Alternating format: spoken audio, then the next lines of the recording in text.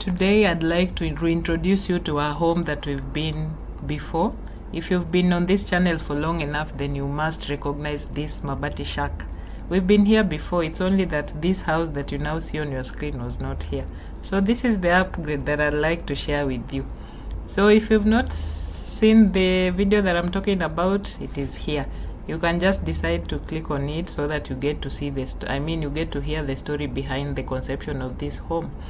And this guava tree that you now see on your screen is right where we sat with the owner of this home when I first visited her and shared her story.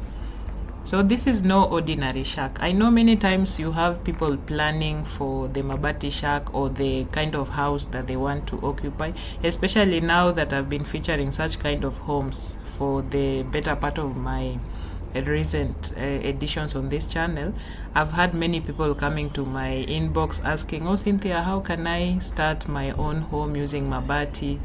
Yeah, so there's that kind of planning that you can have when you want to have or own a Mabati home. But this story that I share with you now is not such an ordinary story, because this lady came to be in this plot that she had bought many years back because of circumstances that were just unavoidable.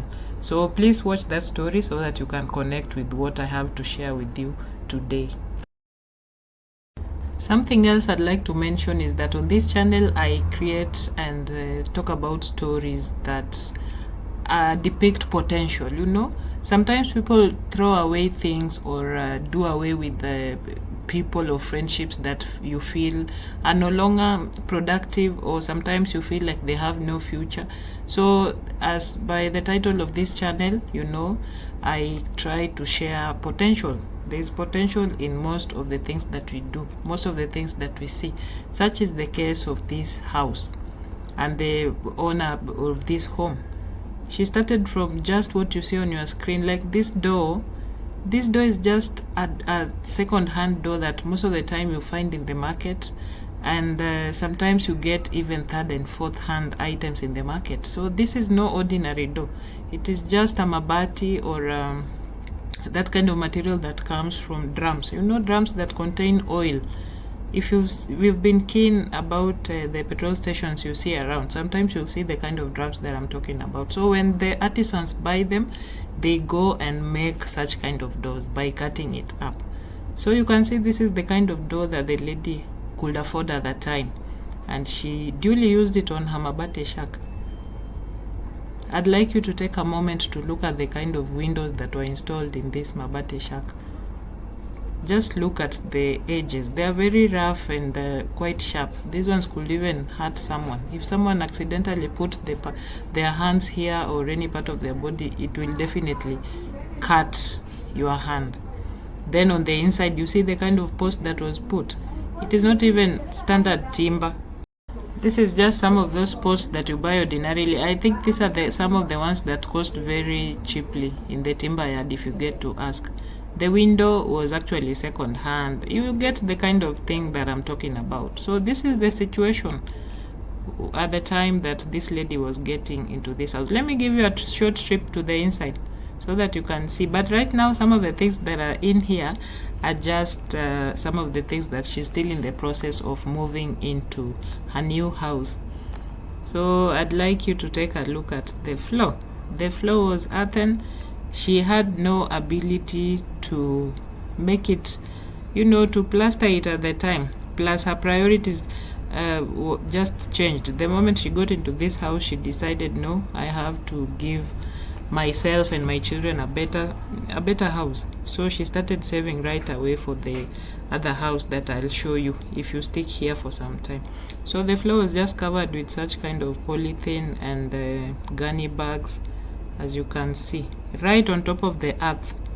So there was nothing in between like tiles or a plastic carpet. No, you can see the post has been fixed right onto the earth. And this is the situation that they lived in for quite some time, as she struggled to construct the other house that you see on the other end, which is a prefab house. So just look around. It is a flat roof, like you just construct a structure, then the fundi comes and attaches a roof on top of it. In fact, a few days after moving in, I think a few weeks after she moved in, there was a very heavy storm, and the roof was blown away. Can you imagine? You're just living in such a shack, and the rain comes and strong wind comes and blows away these posts and the roof. So this is a story of courage and potential. This part that I'm touching right now is just off-cast timber. You know, the kind of near reject timber that you get in a timber shop or a hardware. And also she does deco, interior deco. So these are some of the things that she's able to make. You know, she makes beautiful things out of bottles and such kind of things. So that is the kitchen. This area that I'm pointing to you right now is what used to be her kitchen, because as we speak now, she has moved to the other house. So you can see there was just this very basic shelves. Some of them were remnants of pallets, you know, the kind of pallets that you buy from wholesalers who have bulk material. So when you get the timber, you can repurpose them to shelves. Yeah, so this is what used to be the kitchen. And I remember I visited while she was right here, because when I came and shot the video, she was living here with her children. So this is practically a house where people have lived. Yeah, and it had electricity. Later, a few months after she moved in, she was able to bring electricity, to install electricity, and it is working. It is working. So that is it. It was just tied up basically by an electrician who of course charged. Yeah, they charge for what they do. It does not matter the kind of shack or house that you live in. You can see the connection is quite valid, running from all the way that way. It supplies the bulbs and even some of the ports to charge and apply. I mean, when you want to use electrical appliances. And yes, let me take you to it was just, let me call it 2 bedrooms, because this area here used to have a double-decker bed where her children could sleep. Right now she uses it as a store, but she wants to repurpose it to something else, probably keep goats or use it as a servant's quarter. Then let me put on the light so that you can see what used to be her bedroom. So this used to be her bedroom. This is a story of really someone who was determined to change their situation. Wait until you see the prefab house. You will not believe it. It is very spacious and lovely. It is a story of resilience, a story that if you watch to the end, you'll be convinced that there is no situation under the sky that you cannot change. With the help of God, if you are determined and hardworking, you should be able to change whatever situation you are in.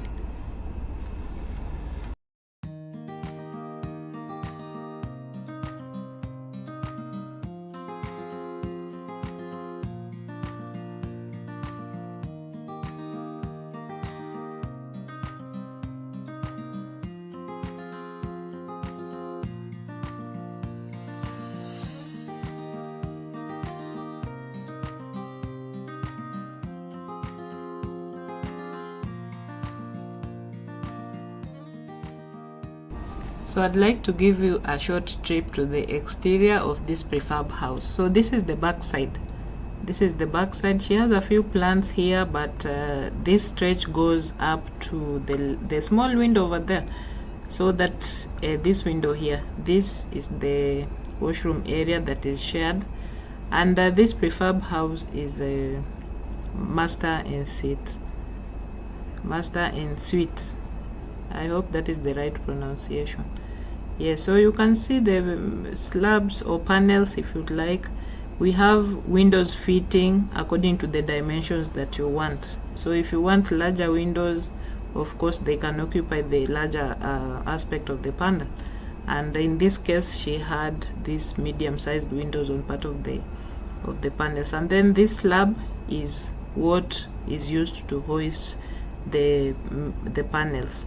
So there's no quite a foundation dug for this kind of a prefab. There's just a slab that is compacted and hoisted above the ground level, and then the panels are erected on them. You can see the joinery on the edges. These are 1x1 square tubes that are actually joined on site. So if you want such kind of a house, of course you place your order, the fundi does the manufacturing at their premise, and when they're ready and when the slab is dry, they now bring the panels on site so that they are joined together to form the perimeter of the wall of your house. So that is just the back side. And so at this point, I'd like to enlighten you a bit about the prefabrication process of these panels. So you can choose to have the fundi at your premise. Let's say you want to have such a house. You can choose to have the fundi come to your premise so that they come with all their gadgets, the grinders, everything else that they will need, apart from the materials that you're going to buy as the client, so that the whole process happens from your compound. So if that is the case, then the construction process may take quite some time, because the panels will have to be given time so that they dry up. And each of these panels you see measure 4x8. So the length is 8 feet and the width is 4. And in that case, you can have any kind of windows that you want, because when you go to the fundi who does windows, you'll be able to explain the kind of design that you want. And when they take measurements from the panels, now at the time that the prefabrication of panels is taking place, they'll put into consideration the opening where the windows or the doors are going to be attached. So that is how, or what you see on your screen right now explains that best, because you can see some panels are full, some are cut halfway because of allowing for the door, either the door or the window. The kind of slabs that you see me trying to lift are the ones that have been used to construct this house. They're quite heavy. They're quite heavy because the interior is purely concrete and a mesh wire. Then the exterior is the 1x1 square tubes that I talked about earlier. So they're quite heavy. You can see me struggling to lift it up, but eventually I'm able to put it against the wall. So let us move to the front side of this prefab house. This is the door. It is an ordinary door like you'd see in any other kind of a house. You can see the finishing is good, apart from of course in between the panels and the mabati or the iron sheet, there is still some work to be done, because that space usually is filled up, especially after ceiling board is installed inside the house. So that is still the missing link. And of course the slab that runs around the house has also not yet been worked on. So this is still work in progress. The window is nicely fitted. It is a simple window, as you can see, although there is breakage in one of the panes, but that of course is going to be addressed pole. So this is the window that adjoins to the kitchen. Then you can see some of the plates are full. This is what I was telling you. So when you want to put a window somewhere, there has to be that allowance before the window is put in. So let us get into the house and see what this beautiful prefab house has in store for us. Karibu sana. You can see the living area is looking very neat and organized. The floor is done. The roofing is done. So this house is habitable, very habitable. I've seen someone in Uganda get into a house that is, hey, I'm going to feature that video here. You are going to see. So this house is very habitable. That corridor I'm pointing to leads to the rest of the rooms. So the children's bedrooms and the master bedroom. Then that is the adjoining kitchen. It is an open kitchen plan, as you can see. I love the living area.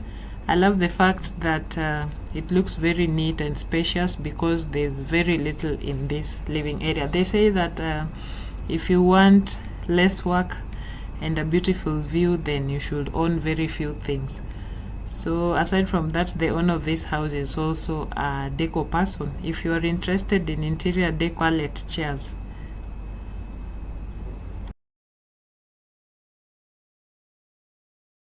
And this is the roof. So it is not yet done. I've told you this is still work in progress. This is a sneak preview of the kitchen. You can see the worktop. She's still working on it. The floor, as I told you, is simply Nero. This is the good old version of floors before you came with mkeka wa mbao, before you came with tiles, before you came with laminate floor. And this is the corridor that leads to each of the bedrooms that I had mentioned and the common washroom.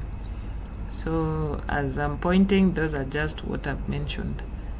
Yes, and I also want to bring your attention to the curtain rods. See, so happiness is not based on the amount of money that you have. My friend, if you want to be happy, just make do with what you have. See, this lady has made curtain rods out of timber, out of pieces of timber, and it is working just fine. See, it is holding the curtain and the house is looking very nice. So work with what you have. Do with what you have where you are. And then this is the inner part of the panel.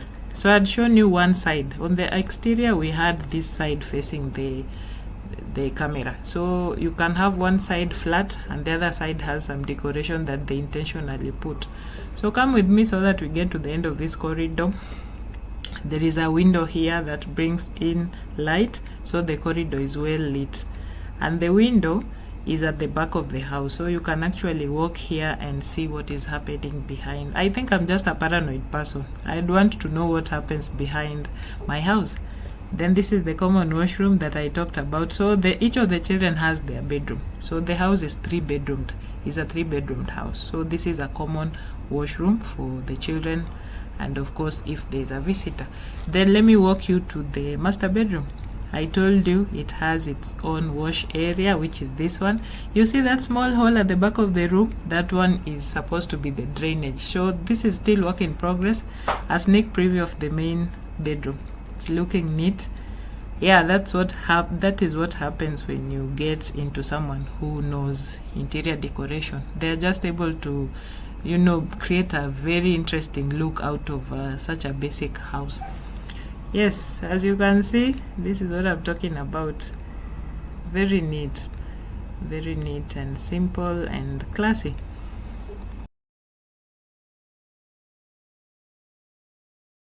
So this is the view that your eye meets when you get back into the living area from the bedrooms. So that is the kitchen. I had shown you that. Of course, the work table is here. The worktop is still under construction. So this lady is living here. And when she gets a little money here and there, the construction processes continue. That way, I believe she'll get where she wants to be, because looking back from where she has come from, I believe you've seen what we started with at the beginning of this video. So small steps every day will get you where you want to be. At least that is the much that I get from this edition. I'm feeling very encouraged. I hope this is encouraging for you too. If you feel encouraged, please share with me in the comment section so that we can help upload this lady for the far that she's come.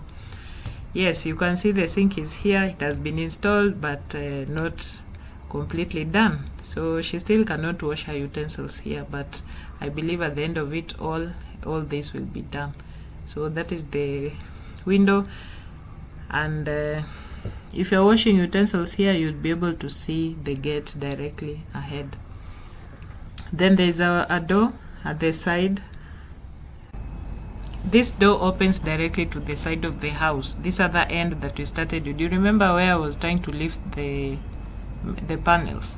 So from here you are able to see the chicken coop. Even at night, in case you feel like they're unrest, you can easily check on them. And I had quite a good time just looking at the birds and how they were grooming. It was just a very beautiful view. I feel like these birds are some of the ones that people should just keep in their homes, not necessarily for commercial purposes, but just to look at them and how carefree they are, how they like to groom themselves and each other. It was just a very lovely view. This is the point where I come to the end of this video so that it is not too long. Give me your comments down below. Anything you've learned or you feel like can be done as part of improvement of this home. And until the next one, it is bye for now.